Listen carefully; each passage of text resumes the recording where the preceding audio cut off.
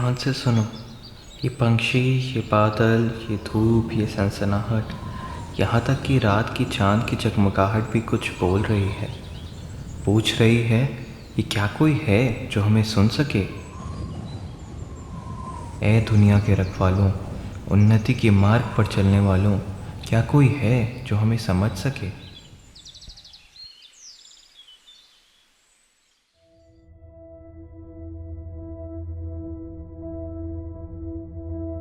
हम सोच रहे थे तुम्हारे बारे में। हमें फिक्र थी कि तुम ठीक हो कि नहीं।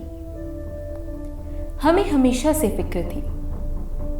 जब तुम फैक्ट्रियों में बने रासायनिक पदार्थों को आविष्कार का नाम दे रहे थे, जब तुम जमीन के टुकड़े को खुद की जहांगीरी बताकर करोड़ों का खून बहा रहे थे, जब तुमने विज्ञान के नाम पर विज्ञान की अमानत को नीलाम कर दिया, जब तुम्हारे लोभ ने इस संसार को पैसों से तोल दिया, जब शब्दकोश में परिभाषाएं बदलने लग गई, अवस्थाएं विवशताओं में तब्दील होने लग गई, तो तुमने कैसे उन्नति के संकल्पना को गीली मिट्टी के सांचे की तरह तोड़ मोड़ दिया।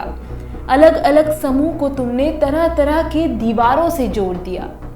तुम भूल गए कि वही गीली मिट्टी का सांचा एक दिन सूख कर कठोर आकार ले लेगा और उसी आकार में ढहती हर एक चीज प्रमाण के तौर पर घटना का रूप ले लेगा।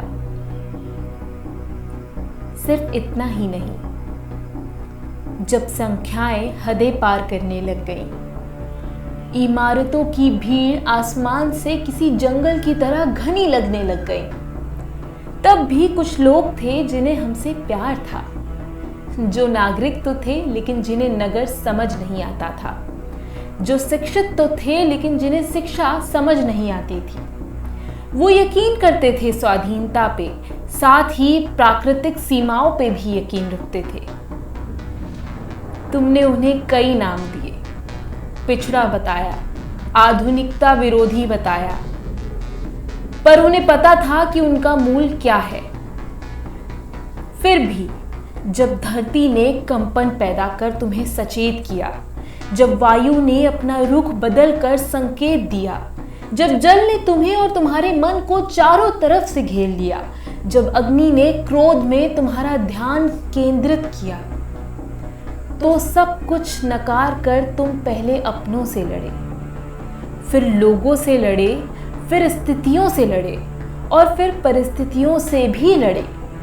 पर फिर भी तुम खुद के अंदर के लालच, स्वार्थ, अमानवीय आकांक्षाओं से ना लड़ सके।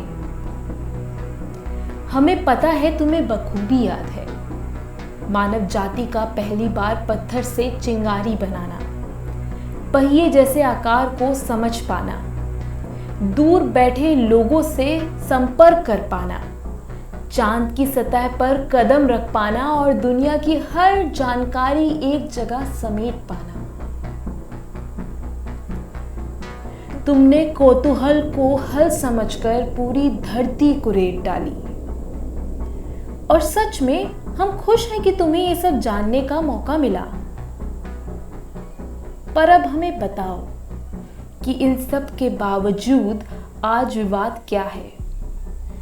संक्रमित करने वाला एक छोटा सा विषाणु जिसे तुम नंगी आंखों से देख भी नहीं सकते। जैसा कि हमने कहा था, तुम्हारी फिक्र रहती है हमें।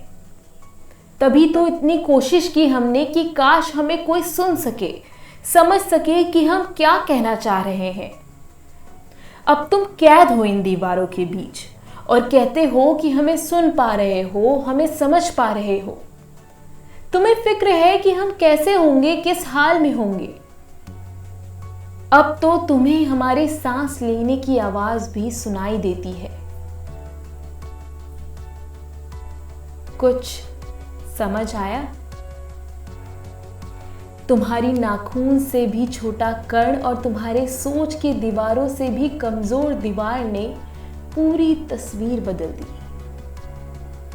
यूं समझ लो, हमने तुम्हें एक और मौका दिया है, ये सोचने का कि तुम कहां से आए हो, तुम्हारा मूल क्या है, ताकि अब जब तुम बाहर निकलो तो तुम्हारे हर प्रकार की भावनाओं की शोर में भी तुम्हें हमारी आवाज़ सुनाई दे।